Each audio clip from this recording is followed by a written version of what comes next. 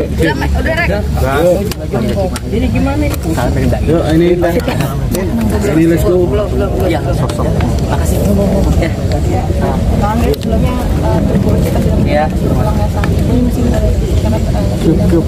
Jadi Cukup Star Pro. Ibu saya itu terkena kanker Februari 2023. Sebelumnya memang pertama kali itu miom, terus tumor ya. Tumor habis itu kanker rahim. Pengangkatan rahim itu Februari 2023-nya itu sempat sembuh. Sempat nol deh.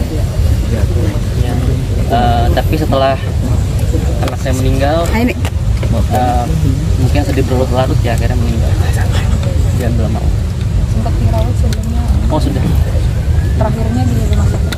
Di rumah sakit Darmais. Itu udah selama kontrol selama kita kan kayak mau saya yang langsung dampingi sama adiknya Larat. Ya, memang selama ini ibunya selalu pesan nggak usah diceritakan karena dia bilang ini udah jalan hidup. Jadi saya ikutin aja maunya dia, makanya saya nggak khawatir. Ada beberapa kali teman kan nanya gimana saya di rumah sakit, tapi selalu dia bilang ayo kalau sakit. Ada beberapa kali teman-teman wartawan tanya saya kan nggak bisa bohong, nggak bisa bilang cukup di situ aja. Nah sampai akhir kemarin kami pagi itu jam 8:30 ya, yang kamu belum bangun lagi, saya langsung inisiatif, saya cari ambulan, minta tolong. Kebetulan di alamat kami yang lama itu kan ada ambulan warga, kami inisiatif saya bawa karena almarhumah ini udah nggak betah di perut ini, udah sangat memang udah dan yang saya nggak tahu karena gejala yang dibilang itu udah parah seperti apa, sampai akhir dia tuh muntah, sudah warnanya coklat. Saya nggak tahu kalau itu ternyata udah ada pecah organ di dalamnya. Nah, kemarin itu dijelaskan Pak, bapaknya dokter, tolong saya bilang apapun yang bisa dokter lakukan saya serahkan dulu, sampai saya bikin pernyataan resiko. Ya sampai akhir sore itu Angger datang, siang datang, terus saya bilang biar kamu harus cepat kesini, jangan sampai kamu nyesel ibu nggak ada, kamu nggak siap. Saya bilang gitu. Karena saya sudah sama adiknya sama sepupunya Angger itu di sana. Akhirnya Angger datang, Angger ngeliat kondisi ibunya udah nggak stabil lah. Angger sudah ibu, aku tuh belum bisa nyenengin ibu lagi. Tapi saya bilang setiap makhluk hidup itu pasti akan mati. Saya bilang, saya kuatkan anak saya dua ini, saya kumpulkan. Jadi apapun setelah sholat asar itu saya apapun permintaan Allah, ambil jalan itu, harus ya memang ibu dipundut, kamu harus ikhlas. Alhamdulillah mereka harus ikhlas. Jadi pada saat beliau menjelang alat itu sudah nggak bekerja, panik semua memang. Saya punya sholat maghrib, begitu maghrib dipanggil Pak, bapak suaminya dia. Saya katakan ini udah nggak ada tanda-tanda ini lagi, dan kukilnya itu udah nggak bereaksi. Udah apa dok sini? Innalillahi wa inna ilaihi. Saya ingat itu dokter Bima ya, dipanggil ayah dokter Bima itu dokter jaga. sebenarnya ada 4 dokter sih, ada 2 cewek yang 2 cowok, itu ada yang mantau dari awal itu. Soalnya kan aku di dalam terus kan. Dia nggak mau lepas dari ibu. Sebentar dia di bawah, berdiri lagi, dia parfum ibunya gitu. Dan dokter Bima itu selalu bilang, Angger, kamu dipanggil Angger, kamu jangan tangis sendiri, tapi kamu talkinkan ibu di mata kuping kanan itu dengan adiknya Laras ganti-gantian. Saya sementara ya sengaja memang saya saya nggak bisa melihat mereka kayak gitu. Saya ke belakang, saya sholat. Apapun yang terbaik, tapi ya ini yang terbaik ternyata dipundut Gusti Allah.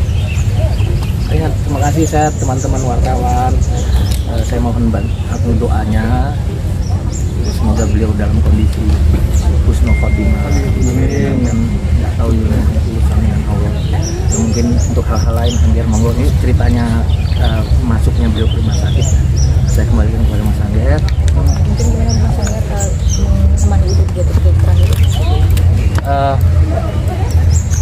Ya gimana ya, kan udah darurat ya bencana, cuman ya ya semua orang itu harus berangkat kepada Allah pertama. Dan yang kedua juga ya dibilang dikasih cobaan yang berat, masih ada cobaan lebih berat dibanding saya.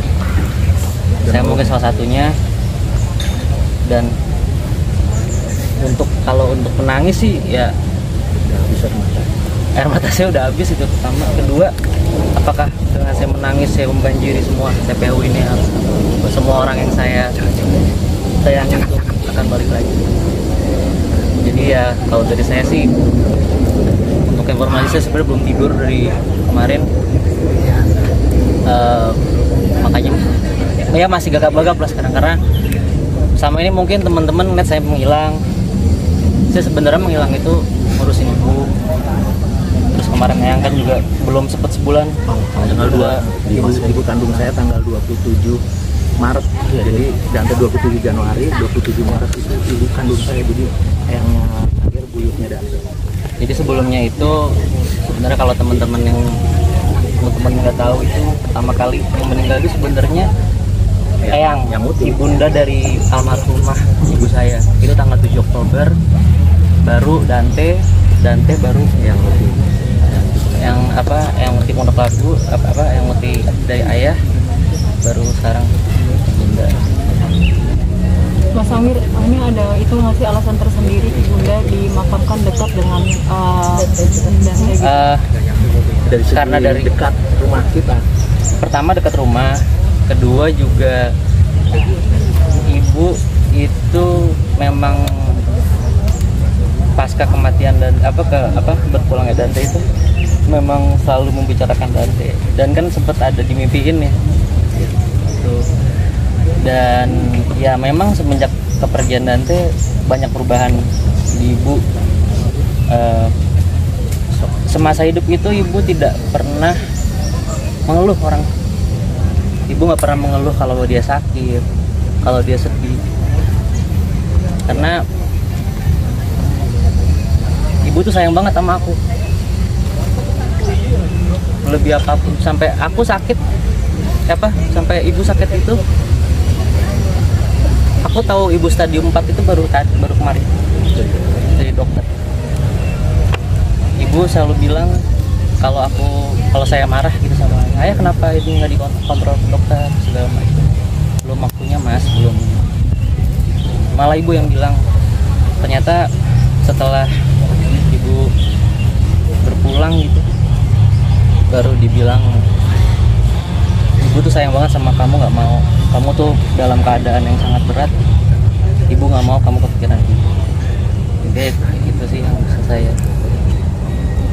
Kalau Dan sih, mungkin ya, Mas Akir mungkin ada firasat nggak kalau ibu akan meninggal, dan sejauh ini kenangan yang terindah dengan ibu yang diingat sejauh ini apa, dan momen apa yang diingat hingga saat ini? Ibu itu salah satu orang yang berjasa ya, membuat saya menjadi orang yang mungkin dengan iringan doanya, dia salah satu orang yang sangat saya segani. Saya nggak pernah berani sama ibu dari dulu, karena ibu itu orangnya disiplin. Kedua, dan ayah sama ibu, ayah dan almarhumah itu nganggap anak-anaknya seperti temen. Tapi kalau udah marah masalah belajar segala macam, dari dulu tuh keras lah. Tapi ibu itu orangnya ceria, nggak pernah menunjukkan dia tuh bangga sama saya di depan saya gitu. Selalu tapi ngomong sama orang itu Angger tuh ke Amerika lo, Angger di sini, Angger udah cari uang sendiri. Saya masih ingat di saat saya SMA itu. Tapi nggak pernah nunjukin kayak. Tapi aku tahu kok kalau ibu tuh selalu muji aku, karena semua orang yang mendengarkan cerita ibu selalu ngomong, ibu tuh bangga banget sama kamu mas.